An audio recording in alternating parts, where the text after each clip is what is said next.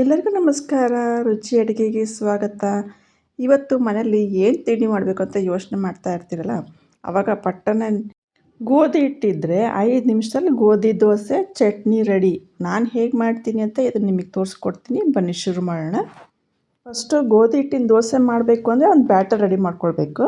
ಅದಕ್ಕೊಂದು ಪಾತ್ರೆ ತೊಗೊಂಡಿದ್ದೀನಿ. 3 ಕಪ್ಪು ಗೋಧಿ ಹಿಟ್ಟು ಹಾಕ್ಕೊಳ್ತಾ ಇದ್ದೀನಿ ನಾನು. ಅದಕ್ಕೆ ಅರ್ಧ ಚಮಚ ಉಪ್ಪು ಹಾಕ್ಕೊಳ್ತಾ ಇದ್ದೀನಿ. ಹಾಕ್ಕೊಂಡು ಚೆನ್ನಾಗಿ ಸ್ವಲ್ಪ ಮಿಕ್ಸ್ ಮಾಡ್ಕೊಳ್ಳೋಣಂತೆ ಇದನ್ನು.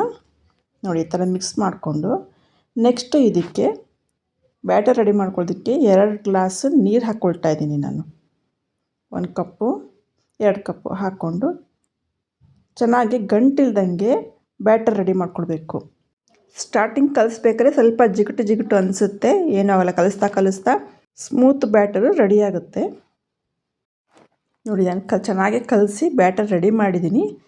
ಈ ಥರ ಬಂದರೆ ಸಾಕು. ಗೋಧಿ ಹಿಟ್ಟಿನ ದೋಸೆ ಮಾಡೋದಕ್ಕೆ ಹಿಟ್ಟು ರೆಡಿ ಇದೆ ಇದು. ಇವಾಗ ಇದನ್ನು ಪ್ಲೇಟ್ ಮುಚ್ಚಿ 5 ನಿಮಿಷ ನೆನೆಯೋದಕ್ಕೆ ಬಿಟ್ಬಿಡೋಣಂತೆ. ಜಾಸ್ತಿ ಹೊತ್ತೇನು ಬೇಡ, 5 ನಿಮಿಷ ನೆಂದರೆ ಸಾಕು. ಇದಕ್ಕೊಂದು ಚಟ್ನಿ ಮಾಡ್ಕೊಳ್ಳೋಣಂತೆ. ಇವಾಗ ದೋಸೆಗೆ ನಾನು ಪ್ಯಾನ್ ಇಟ್ಕೊಂಡಿದ್ದೀನಿ. ಶೇಂಗಾ ಬೀಜ ಹಾಕ್ಕೊಳ್ತಾ ಇದ್ದೀನಿ ನಾನು. ಹಾಕ್ಕೊಂಡು ಚೆನ್ನಾಗಿ ಗರಿ ಆಗೋಂಗೆ ಫ್ರೈ ಮಾಡ್ಕೊಳ್ಳೋಣಂತೆ ಇದನ್ನು.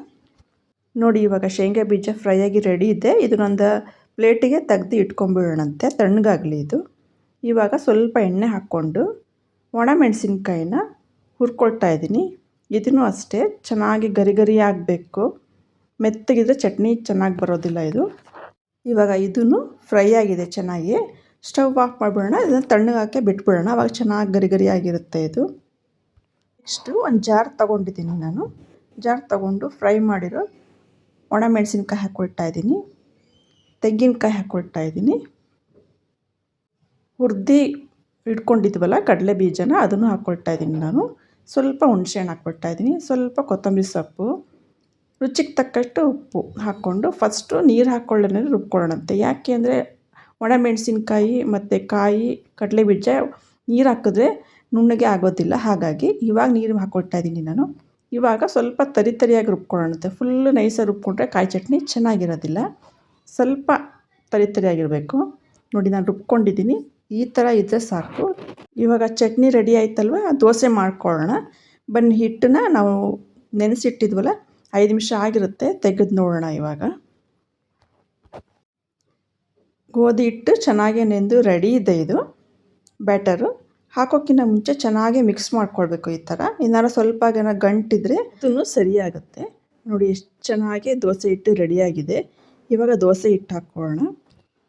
ನಾನು ಹಂಚಿಟ್ಟಿದ್ದೀನಿ, ಹಂಚು ಕಾದಿದೆ. ಸ್ವಲ್ಪ ಎಣ್ಣೆ ಸವರ್ಕೊಳ್ಳೋಣಂತೆ. ಅದ್ರ ಮೇಲೆ ತುಪ್ಪನೂ ಹಾಕ್ಕೊಳ್ಬೋದು. ದೋಸೆ ಹಿಟ್ಟು ಹಾಕ್ಕೊಂಡು ಅಕ್ಕಿ ದೋಸೆ ಥರ ಫಾಸ್ಟಾಗಿ ನಾವು ಸ್ಪ್ರೆಡ್ ಮಾಡಬಾರ್ದು, ನಿಧಾನಕ್ಕೆ ಸ್ಪ್ರೆಡ್ ಮಾಡಬೇಕು. ಯಾಕೆ ಅಂದರೆ ಗೋಧಿ ಹಿಟ್ಟನ್ನ ನಾವು ಕಲಿಸ್ಬಿಟ್ಟು ನಾವು ದೋಸೆ ಹಾಕ್ತಾ ಇರೋದು. ನೀವು ಫಾಸ್ಟಾಗಿ ದೋಸೆ ಮಾಡೋಕ್ಕೆ ಹೋದರೆ ದೋಸೆ ಹಂಚಿಗೆ ಅಂಟ್ಕೊಂಡ್ಬಿಡುತ್ತೆ, ಕಟ್ಟಾಗೋಗ್ಬಿಡುತ್ತೆ ದೋಸೆ ಎಲ್ಲ. ಸ್ವಲ್ಪ ಎಣ್ಣೆ ಹಾಕ್ಕೊಳ್ತಾ ಇದ್ದೀನಿ. ತುಪ್ಪನೂ ಹಾಕ್ಕೊಳ್ಬೋದು ನೀವು. ನೋಡಿ ಸೈಡಿಗೆಲ್ಲ ಚೆನ್ನಾಗಿ ಈ ಥರ ಎಣ್ಣೆನ ಸ್ಪ್ರೆಡ್ ಮಾಡಿ, ಆವಾಗ ದೋಸೆನ ತೆಗಿಲಿಕ್ಕೆ ಈಸಿ ಆಗುತ್ತೆ. ಇವಾಗ ಒಂದು ಸೈಡು ದೋಸೆ ಬೆಂದಿದೆ, ತಿರುವಾಕ್ಕೊಳ್ಳೋಣಂತೆ. ಇದನ್ನು ತಿರುವಾಕ್ಕೊಳ್ಬೇಕಾದ್ರೆ ಸ್ವಲ್ಪ ನಿಧಾನ ಹಾಕ್ಕೊಳ್ಳಿ.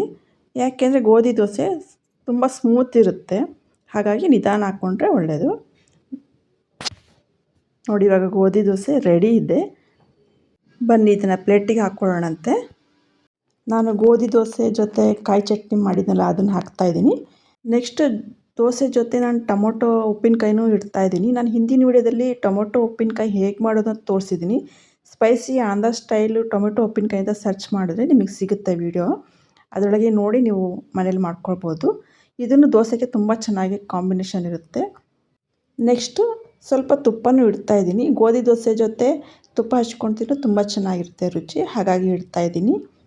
ನೋಡಿದ್ರಲ್ಲ ಪಟ್ ಅಂತ 5 ನಿಮಿಷದಲ್ಲಿ ಗೋಧಿ ದೋಸೆ ಹೇಗೆ ಮಾಡ್ಕೊಳ್ಳೋದು ಮತ್ತು ಕಾಯಿ ಚಟ್ನಿ ಹೇಗೆ ಮಾಡ್ಕೊಳ್ಳೋದು ಅಂತ. ಈ ರೆಸಿಪಿ ನಿಮಗೆ ಇಷ್ಟ ಆಗಿದ್ದರೆ ಶೇರ್ ಮಾಡಿ, ಲೈಕ್ ಮಾಡಿ, ಕಮೆಂಟ್ ಮಾಡಿ. ಮತ್ತು ಹೊಸದಾಗಿ ನಮ್ಮ ಚಾನಲ್ ನೋಡ್ತಿರೋರಲ್ಲ ಸಬ್ಸ್ಕ್ರೈಬ್ ಮಾಡಿ. Thank you.